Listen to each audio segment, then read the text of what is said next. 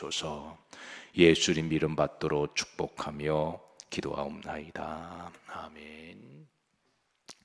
자, 오늘 말씀의 제목은 주의 말씀의 지혜입니다. 시인은 하나님의 말씀의 지혜가 얼마나 귀하고 복된지 그 소중함을 다시 한번 우리들에게 드러내고 있는데요.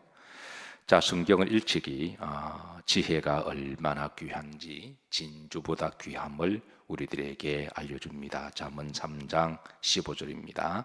지혜는 진주보다 귀하니 내가 사모하는 모든 것으로도 이에 비교할 수가 없도다 그랬습니다. 지혜는 진주보다 귀함을 그렇게 알려주고 있고요.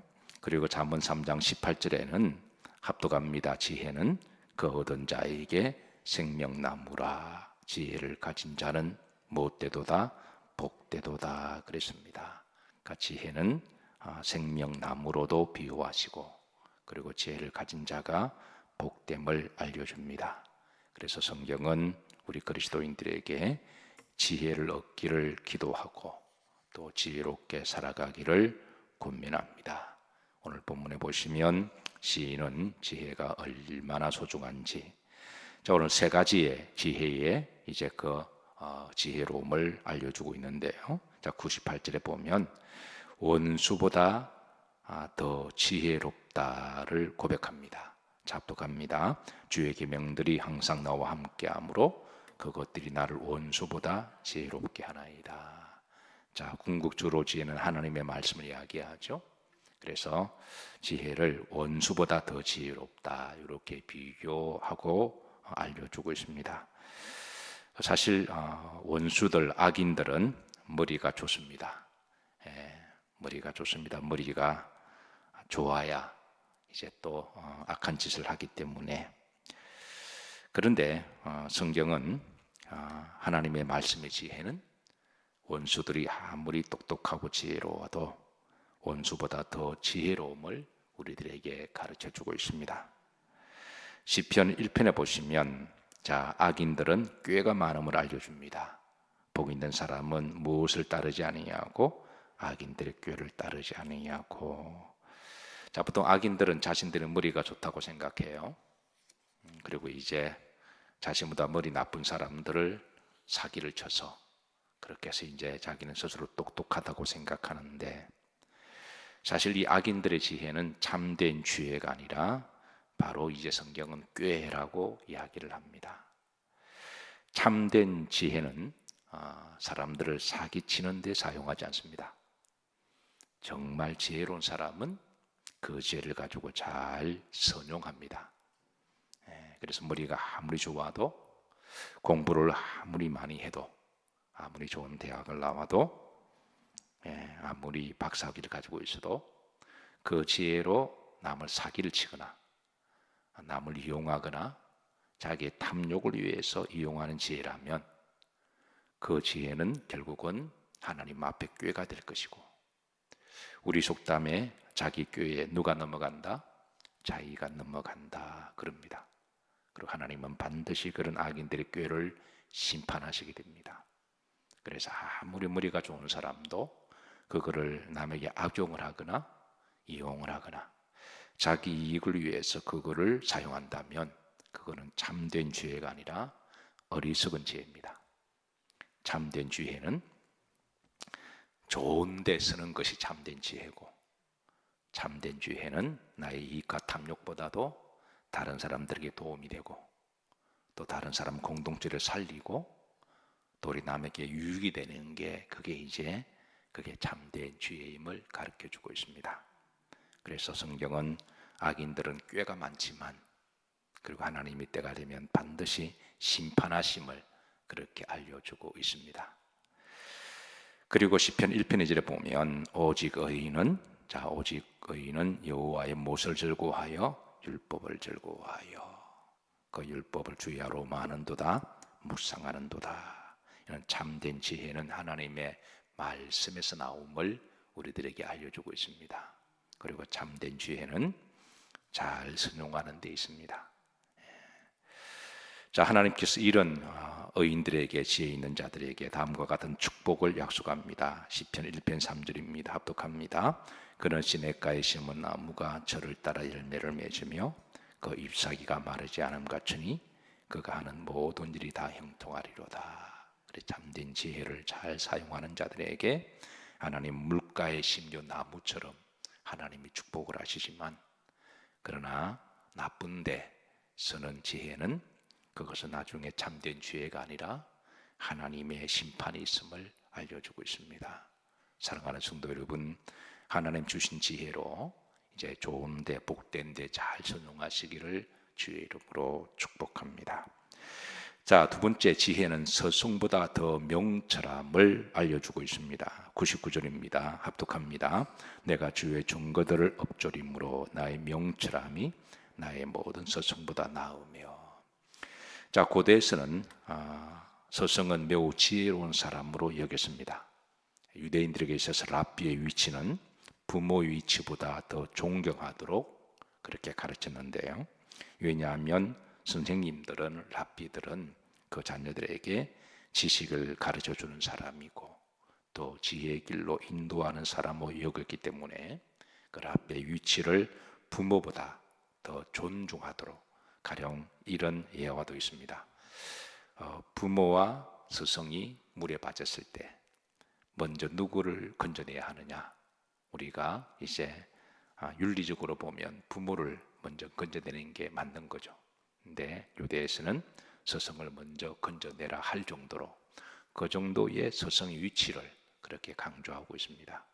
그러면서 스승은 이제 지혜로운 사람을 대표하는, 그러나 오늘 본문에는 스승이 아무리 지식과 지혜를 가르쳐 준다고 할지라도 하나님의 말씀보다 지혜롭지 못함을, 이거는 스승을 폄하하려고 하는 것이 아니라 스승보다 더 지혜로우신 분이 하나님이시고 그리고 하나님의 말씀임을 그렇게 우리에게 강조하며 가르쳐주고 있습니다. 자, 세 번째, 고대에서는 지혜 그러면 또 다른 한 대상이 있습니다. 그것은 바로 노인들입니다. 자, 100절입니다. 합독합니다. 주의 법도들을 지킴으로 나의 명철함이 노인보다 나으니이다 그랬습니다. 그래서 연세가 많으신 분들, 그리고 노인은 지혜의 보고라고 여겼습니다. 성경의 잠언 16장 31절에 보면 백발은 여호와의 못이라 멸류관이라 어떤 길에서 얻으리라 공의로운 길에서 얻으리라 그랬습니다.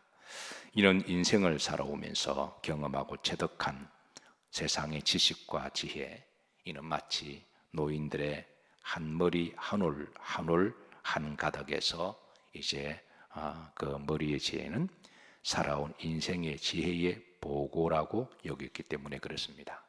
신명기 32장 7절에 보면 자, 옛날을 기억하라, 역대의 무엇을 생각하라, 연대를 생각하라. 인생의 역사의 경험을 기초해서 내 아버지에게 물으라. 그가 내가 설명할 것이요. 아버지는 한 세대를 먼저 살아온 이제 사람으로 살아온 인생의 경험만큼 지혜가 있음을 그렇게 알려주고 있죠. 내 어른들에게 물으라. 그들이 내게 말이로다 말이라리로다. 그들이 인생을 살아오면서 경험한 역사의 축적의 보고들, 그것이 곧 지혜고, 그래서 그걸 물으면 그 어르신들이 역사의 그 역사들이 그렇게 알려줄 것임을 강조하고 있습니다. 자, 십계명에서도 내 부모를 공경하면 그러면 내가 땅에서 잘 될 것이라고 가르쳐주고 있습니다. 사실 부모는 과거의 자신이고 현재의 자신의 조상하여 미래의 자신의 모습입니다. 따라서 부모를 무시하고 부인하는 것은 과거의 자신을 부인하는 것이고, 부모를 경시하는 것은 현재의 자신을 경시하는 것이고, 부모를 돌보지 않는 것은 미래의 자신을 돌보지 않는 것과 같습니다. 따라서 성경은 부모를 잘 공경하고 어른들의 지혜를 잘 존중하고 귀 기울여 듣고 따라주라고 우리에게 가르쳐 줍니다. 그러나 부모가 아무리 경험과 지혜롭다고 할지라도 하나님보다는 지혜롭지 않습니다. 그 육신의 부모도 이제 때가 되면 연로해지시고 육신적으로, 그리고 그 경험도 기억이 희미해져 갑니다. 왜냐하면 그게 인간이기 때문에 그렇죠. 부모를 존중해 주되 부모의 경험을 잘 경청해 주되 그러나 하나님보다는 더 지혜로울 수가 없는 거죠. 그래서 어르신들도 지혜롭지만 하나님의 말씀이 더 지혜로움을, 우리 부모를 무시하는 게 아닙니다. 폐만한 게 아니라 고대에서는 지혜롭게 여기는 대표적인 세 명사를 끄집어냅니다. 원수, 그리고 서성, 그리고 부모. 요새 사람들은 다 지혜롭다고 여겼지만 그러나 아무리 지혜로워도 하나님의 말씀이 더 지혜롭다. 이것을 우리들에게 가르쳐주고 있는 것이죠. 그래서 하나님의 말씀의 그 귀중함과 가치는 진주보다 더 귀함을 우리들에게 가르쳐 주셔서, 그래서 이 말씀을 귀히 여기고 말씀을 통해서 지혜를 얻기를 우리들에게 알려주고 있습니다. 지혜는 생명나무라 그랬습니다. 결국은 참된 지혜는 하나님의 말씀을 아는 것이고 또 하나님 말씀대로 살아가는 것이고, 그 말씀대로 살아가다 보면 우리는 구원을 얻게 됩니다. 말씀이 육신이 되어 우리 가운데 오신 분이 예수 그리스도시고, 예수님은 하나님의 말씀 우리들에게 잘 풀어주셨고, 우리가 그 말씀의 지혜를 얻고 말씀대로 순종하면 하나님은 그 길 가운데 우리를 복되게 인도하실 것입니다. 오늘 우리가 들었던 찬송 중에 384장에 나의 갈 길 다가도록 예수님이 인도하시니, 그래서 그 길 순종하다 보면 믿음으로 사는 자 하늘 무를 받고 위로를 받겠고, 제가 제일 좋아하는 찬송 중에 하나이기도 해요. 믿음으로 살다 보면 하나님은 어떤 식으로든 위로하십니다.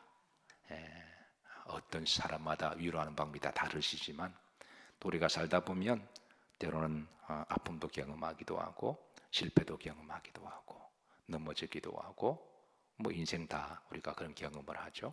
근데 그런 가운데도 믿음으로 살면 아플 때는 또 아픈 가운데도 위로하시고, 또 넘어지면 또 하나님은 또 넘어진 가운데도 다시 세우시면서 우리를 위로하시고, 또 외로우면 혼자 있으면 또 혼자 있는 가운데서도 말씀과 성령이 우리를 위로하시고, 그래서 하나님은 어떤 식으로든 위로하시는 하나님이십니다.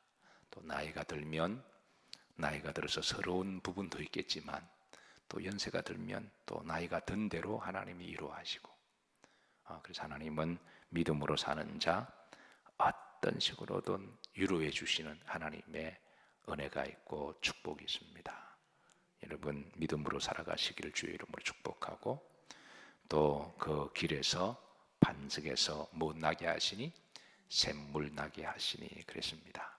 그래서 하나님 예비하신 그 샘물을 마음껏 마셔서 영적 가람과 답답함이 없어지고, 그래서 주신 그 믿음의 길을 기쁘고 즐겁게 주신 사명 잘 감당하시고, 또 하나님이 지혜로 만약에 주신 지혜를 자기 이익을 채우기 위하거나 나의 어떤 탐욕과 나만을 위한 쓰기 위한 지혜거나 혹이라도 나쁜 데 사용한다면 그거는 참된 지혜가 아닙니다. 그건 어리석은 지혜고 그거는 하나님이 보실 때 잔꾀 피우는 것과 같습니다.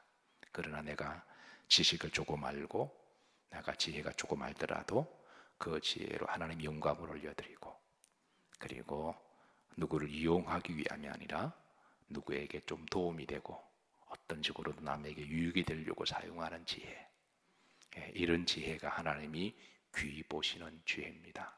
이런 지혜는 하나님께서 물가에 심겨온 나무와 같이 하나님이 때를 따라 열매를 맺게 하시는 그런 지혜니 오늘도 주신 지혜로 여러분 잘 사용하시기를